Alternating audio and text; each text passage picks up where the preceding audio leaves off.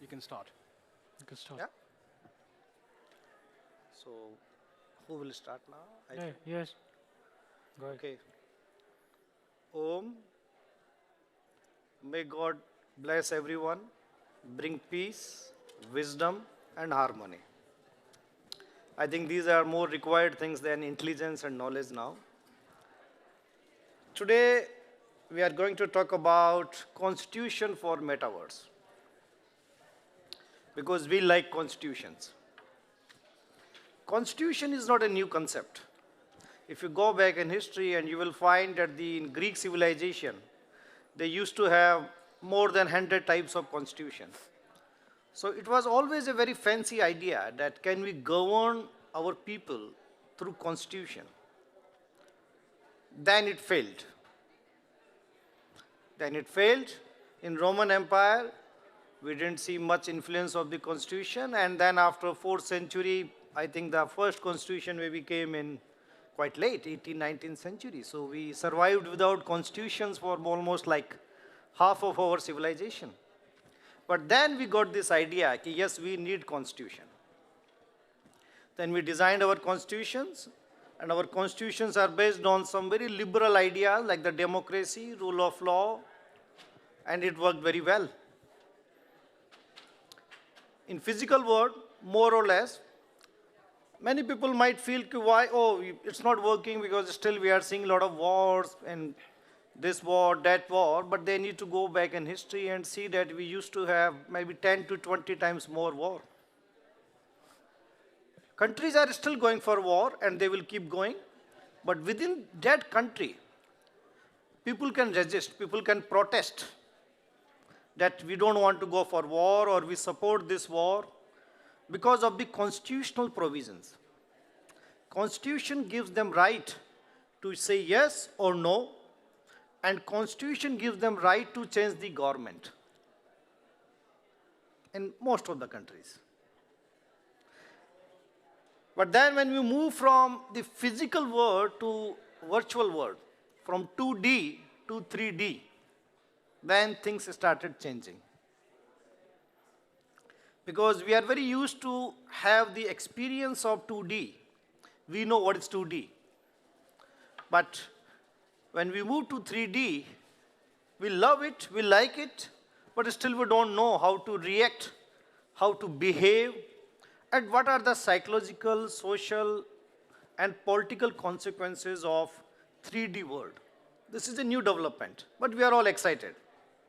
So research says that by 2026, more than 70% of students in UK, they will be in the virtual world, in the 3D world for at least 1 hour in a day.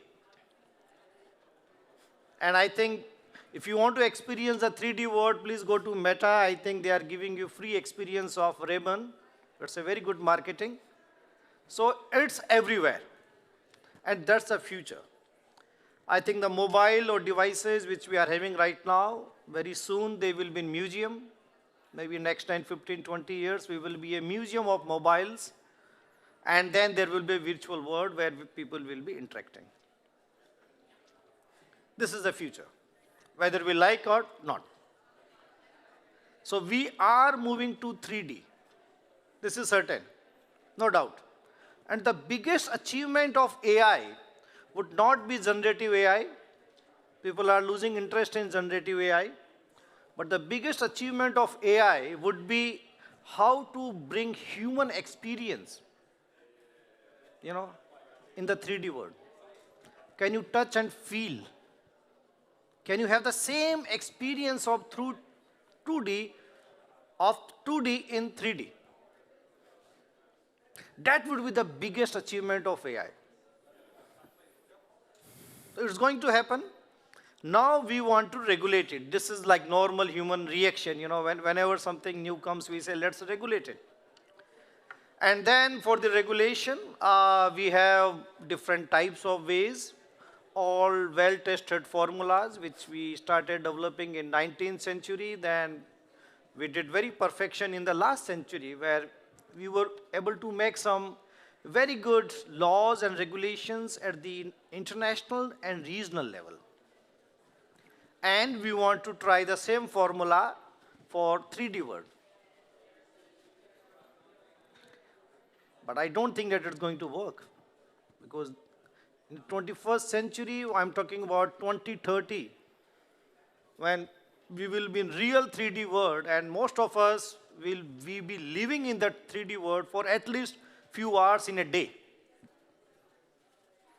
That time, I think this idea will be very relevant, maybe not now, but this idea is getting momentum that do we need constitution for the metaverse? And when I say constitution, it's not about laws and regulations. Please let me know when it's only 1 minute left. I'm a professor of law, so it's very difficult to stop, like we like to give lecture for 1 hour, 2 hours, and you guys are listening me, so this is more dangerous. If you keep watching your mobile, then I say, oh, they are not interested, but you are listening me. Thank you very much. Please let me know when it's a 1 minute. Yes, okay, good. So constitution, first we need to understand the meaning of constitution. The meaning of constitution in Greek civilization was very different. When the Plato, Aristotle, and the Greek philosophers, they talked about what is the best way of governing the people. And then they started designing constitution. And even the Plato studied around 200 constitutions in small states. But that meaning was not like it would be binding on the king. It's more guiding factor for the king. But now the modern constitution, at least in most of the countries, is about that constitution is supreme. The political forces or any force within the state is not above the constitution. And it means that constitution is not a book. Because we have constitution in some very interesting countries. I don't want to name them. You know them. Yep. So having an election or having a written constitution or having some press or some media doesn't make someone, a country having real constitution. So it's more about the spirit of constitution. The spirit of constitution is nothing but human, people. If people are buying that constitution, then constitution sustains. If people are not giving respect to that constitution, then other forces will prevail. So constitution is not supreme, the people's will is supreme. So when I talk about this globalization, and definitely we are moving back now. So I'm sorry to say this is IGF, and I have great respect for IGF, because why I love this organization or this conference, because I meet good people. They are normal people. They are the people who are working on ground. They are not people who are working at top. There are some 10, 20%. We also need them, for some symbolic reasons. But we have most of the people who are on ground. They are working for the people, with the people. Yeah, it's done. I will stop here. Okay. So taking from my friend whatever he has to say, the constitution itself, the fundamental law of any country, and in most of the civilized countries now. But I'd start with an anecdote. A few years ago, I saw a meme on Facebook where a child was talking to a former US president. Where a child had a question for the former US president. Are you snooping on us? The president asked, who told you? The child said, my dad says so.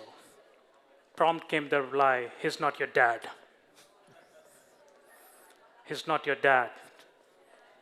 So this is what I'm going to talk about, the concerns arising out of the growing impact of information technology, artificial intelligence, and in the world of Metaverse. Now, 8 decades have elapsed since the Universal Declaration on Human Rights have been declared. Now, the very potent question to this day is that Universal Declaration of Human Rights, which were declared in 1948, is still all-encompassing to this day. Now, with the complexities that has arisen out of digitization, has those been responded by way of evolution of those universal human rights, the fundamental rights? Fundamental rights, what is so fundamental about it? Of course, the aspect of inalienability of the fundamental rights. They are inalienable. You cannot be deprived of. Certain essential elements of the natural rights, the human rights, the civil, political, and economic rights inform these fundamental rights. The big question is before us, the digital space, of course, is not a lawless zone, but it is enough to safeguarding those fundamental rights. Are we all protected in the age of AI? The answer is no. Now, as our involvement in Metaverse is deepening, safeguarding human rights is becoming increasingly critical. Our privacy, freedom of expression, identity, access to information is being affected by it. To my mind, it comes that human rights should be unaffected by the nature of technology. Physical space intersect with the rights in the virtual environments. But what if each country tries to control its own metaverse space? I think it will be problematic because some countries might differ on the definition of the metaverse, on the definition of freedom of speech and expression, on the definition of information. In this parallel world that we are living, we have our physical self, but we are also having our digital identity and digital persona. Now, it is very important that by evolution or better interpretation of those Universal Declaration of Human Rights, we regulate, we ensure the protection of our digital identity, our digital persona, which are simultaneously protected in the virtual world as they are in the physical world. To name a few, the right to be forgotten by any website, the right to disconnect from the digital platforms, to erase one digital's footprint, or the right to be shielded from automated decision-making by algorithms. I was speaking to my friend over phone about a Rado watch that I should get from here or maybe from Helsinki when I go back to India. The next day, ads were flashing all over my social media. Rado watches, Rolex watches, Omega. So what is this? We are being heard. Every now and then we are being heard. Do you think we need to be protected in that way? Because our decision is being influenced by the artificial intelligence.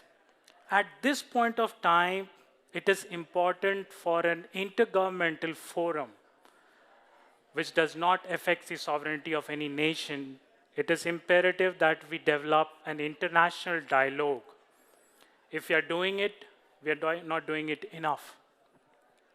Maybe the nation should come together in terms of evolving a policy where a common ground is set and all those common grounds, common elements should inform our respective fundamental rights in our respective nations. So there is a need to develop a constitution for metaverse. Constitution for interpersonal relationship, for the public laws are very much in place. But there should be a constitution for metaverse. It is not new to United Nations to come with covenants. We have international covenants on civil and political rights. We have international covenants on child rights. So why not international covenants on regulation of fundamental rights? So certain aspects can be included in that, like informing those constitution, like setting up minimum privacy standards for virtual reality devices, requiring transparency about data use, whichever company or authority is soliciting your data, they should disclose that how your data is going to be used, and you should be apprised of it summarily, not in a big document where you tend to skip and tick agree at the end of it. So we have various stakeholders like this companies, civil society, and an international organization. They can come together and they can help us shape this common values as to the regulation of the metaverse. I would now hand over to my friend, colleague Utkarsh, who would be talking about the foundational principles that these rights should comprise of and some other aspects that he has to delve deep into it. Over to you, Utkarsh. All right. Firstly, thank you so much for that. A very warm welcome, ladies and gentlemen. My name is Utkarsh Leo.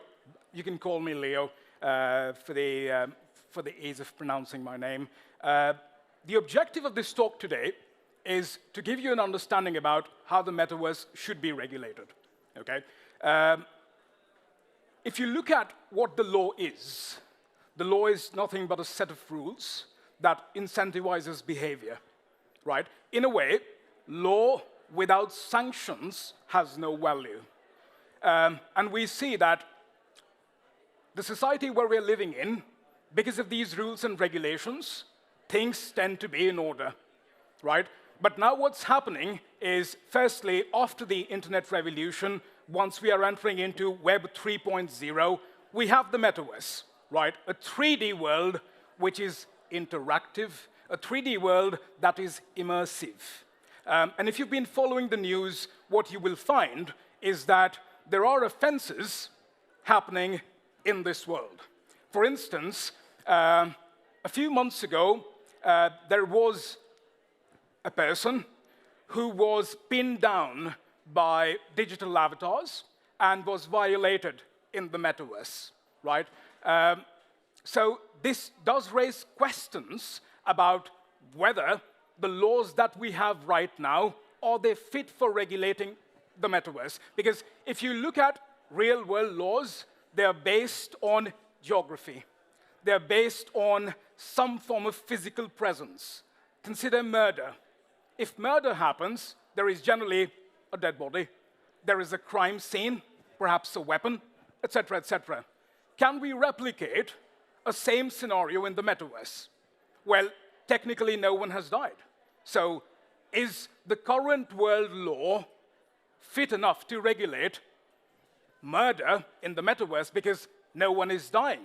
But what if I say that if I destroy your digital identity altogether, if I harass you to a point where you suffer from grave psychological trauma, can that be replicated or mimicked to some real-world offense? Okay? Even, think about sexual assault. A lot of that is happening in the metaverse. If you look at any definition of sexual assault, it does require some form of physical proximity or some kind of physical contact. But in the metaverse, that is not there. So there is a need to question on how should this be regulated. Are current world laws enough to regulate it? If yes, which laws are? Which court has jurisdiction? I'm not sure if everyone here has a law background, but anyone who's done conflict of laws understand that claiming jurisdiction has been quite a battle. I come from a Commonwealth nation, and judges often are innovative in terms of finding ways to get jurisdiction in a case, right? So step one is to look at whether the metaverse can be regulated with the current set of laws. Well, if that's the case, I would like to draw a parallel to how the internet was regulated or was proposed to be regulated. When the internet was launched, or as it was called, the cyberspace at that point, the idea was to make it a free place, a place that is free from the sovereign restrictions of countries, a place that has its own set of rules. But as we have started to use the internet more and more in our day-to-day lives, we all know that the internet is not completely free. It's not operating in legal vacuum. It does operate under a set of laws. For instance, I'm basically from India, so if you say something against the government, then perhaps that message can be taken down, right? So, because servers and other forms of infrastructure are present in the real world, so the courts and laws do play a critical role in terms of making sure that the internet is governed by a set of rules. If I say that if the internet is already being governed, why do we need a separate governance for the metaverse? Well, the real answer is because the metaverse is different from what the internet was. The internet was mostly 2D, whereas the metaverse is 3D, more immersive because of haptic technology, even though sexual assault is not really happening in person, but with haptic technology, the person can definitely undergo psychological trauma. So if a person is undergoing psychological trauma, then there has to be a set of laws that regulates that very behavior. So a lot has been written on this topic, and I think Jesse Valenti has done some very good work in terms of proposing how the metaverse should be regulated. So he argues that if you look at the metaverse, and if you consider that it should be regulated in the very same way the internet was regulated, that argument falls flat because the internet and the metaverse are two separate things. Even though we are interacting over the internet, for instance, over Twitter or over LinkedIn, but that interaction is nothing in comparison to the immersive experience offered by the metaverse, right? So he says that there is a need to treat the metaverse as a separate jurisdiction. And this separate jurisdiction is, again, not completely lawless, but it needs to form a model which governs the relationship in a manner that works best for everyone. So, for instance, if you look at a more centralized based model, wherein there is one company, let's, just for the sake of saying, let's say if Meta has all control over the metaverse, then in a way we're leading towards a more monopolistic form of a world where perhaps suppression can happen, right? Even though it could be good from a unified standpoint, let's say perhaps because of a unified vision and also having access to infrastructure, but then it can create problems. Other proposals say that let's have a very decentralized world which focuses on blockchain technology and a distributed consensus-based model to make sure that rights in the metaverse are regarded and respected.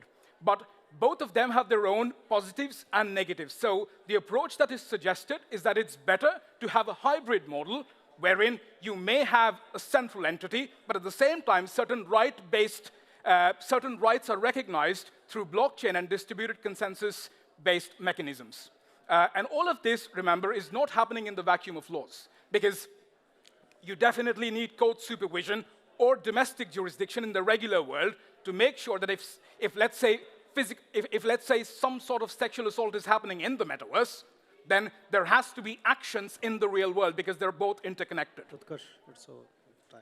Right? So I think with better dispute resolution methods incorporated in the metaverse, what Eleanor Rostrom mentioned in terms of polycentric governance, I think the way is right, but then we must be sure that to create this model, we need a hybrid structure which respects rights and at the same time is different from how the internet is regulated. Absolutely. Absolutely. Perfect indeed. So, if we have some questions, we can take questions for the next, we have 6 minutes left. Yeah.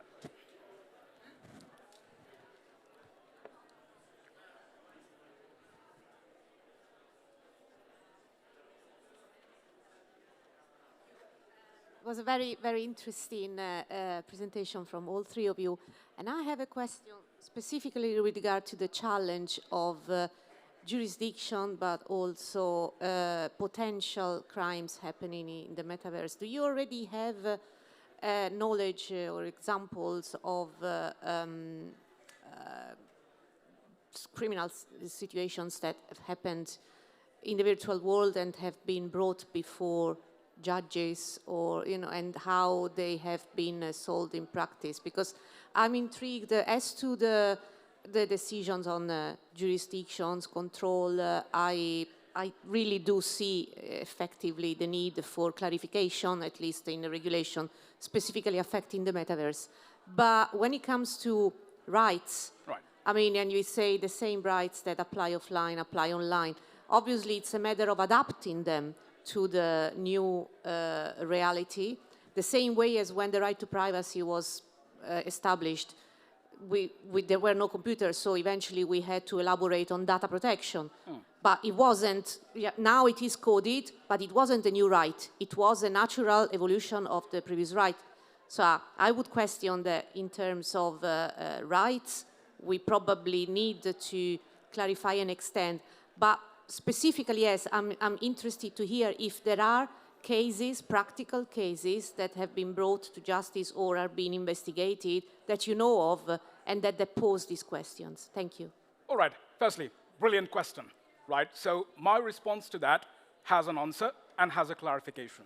So with your question regarding offenses happening in the metaverse that is being investigated, I can give you an example from England, where I teach. I think in 2024, there was this influencer who came down to the police and said that my digital avatar in the metaverse was sexually assaulted by a group of other avatars in the metaverse. And right now, I think Crown Prosecution Services, the police is investigating this dimension, because let's face it, real-world laws right now, they require, the very definition of sexual assault requires some form of physical proximity. If you do a quick search on what sexual assault is, it will definitely say that. So that is currently being investigated. Additionally, there are a bunch of other crimes also, perhaps financial-related crimes that happen in the metaverse connected to money laundering, or let's say for tax evasion purposes or for stealing digital identity. A lot of them are available and have been reported. I can't give you a name on the top of my head, but I definitely do know that in 2024, the police in England are investigating a case wherein an avatar claimed that she was sexually assaulted by a group of people, and the impact was so realistic that she still suffers from PTSD. Right? So that was the response. I hope I have answered it. If you want some more information, perhaps I can research and give it to you. The second clarification, just one second. I think the second part of the question was what you mentioned in quotes, that what laws are online should also remain, what laws remain offline should also be available online. Rights. What rights are offline should also remain online. Well, I never said that. Okay? I think what's interesting is that the EU, through the Digital Services Act, has made that clear that, if there are certain rights which are available in the offline world, they should also be available in the online world. I tend to disagree, and in fact, I'm corroborated by Jesse Vellante, who also tends to make a similar argument. While those rights are similar, they're not exactly the same. So for instance, look at murder, right? If a person dies in the real world, the person does die. So that person's existence is gone. Even though I completely agree that in this digital environment, when a person dies, his digital avatar dies. But is it possible that that avatar comes back to life again? Well, unless and until we fully believe in reincarnation, in the real world, it's not possible, but I think in the digital world it is. You can, for instance, think about email addresses. One's gone, I'll have the next one. Now, additionally to this point, Utkarsh, we have one question. Just 1 second. No, time is up. We have another question. Stop, please. So, regarding virtual identity verification, a lot is being done. So I suggest... It's difficult to stop professors, I know. That's why I'm doing it. Please don't mind. No, that's fine. My name is Octavian Shofransky. I'm the Council of Europe in Strasbourg. Very, very important topic you're bringing to the stage of IGF, the regulation actually, and broader the ethics of the metaverse, the future virtual reality that is being built. Many of these questions that you are raising have been also reflected in a recent report that the Council of Europe together with IEEE published last year, entitled The Metaverse Impact on Human Rights, Democracy and the Rule of Law. So I'm coming closer to the question. Of course, people will probably go more and more to the metaverse to experience things that they cannot otherwise experience in the real world. For instance, massive traveling. But also other things that they might want to do, like violence, which they cannot do in this world. And of course, in terms of impact. A war in the real world produces a lot of loss of lives and destruction. A war in the metaverse doesn't lead to, or necessarily to the loss of life. The question is, how do we extend the limits of ethics in the virtual world to accommodate this need or this need of people to go for experiences that they cannot experience in the real world into the metaverse, and still have society regulated by norms and some kind of extended ethics? Okay, so okay, may I respond? Yeah, One please. minute, then you respond. Okay, then Yeah, you'll over. See, I think in the 21st century now, the entire game is the mind. Okay, the physical world is diminishing. So maybe you will see less and less physical crime in next 25 years, 30 years. When people won't go out, they will do less physical activities, then definitely crime will reduce over there. First, we need to understand the changing nature of the world. So far, we believe that the world is only real, like the physical world. Once we accept that there is a virtual world, and there are a lot of things are happening in the virtual world as they happen in the physical world, then this difference will not be there. Okay. Second point, the psychological. The biggest issue in next 20, 30 years would be how to keep people happy, away from depression, anxiety, suicide, and all these, mental issues. So I believe that until and unless we don't appreciate that the mind, that virtual world, the mind is virtual, it's not physical. What I think, what I speak is very virtual. It's not physical. Physical is my body. Okay, you can see my body, but not my mind. You can see my brain, but not my mind. So brain is physical, mind is non-physical. So once we accept, admit, then I think we can follow more or less same type of rules. I don't think that we need to create some different animal. We have very settled rules, regulations, organizations. We just need to change our mindset. Then I believe our existing rules and institutions can take care of at least 90% problems. 10% problems we will see in future. Yeah. You talked about ethics.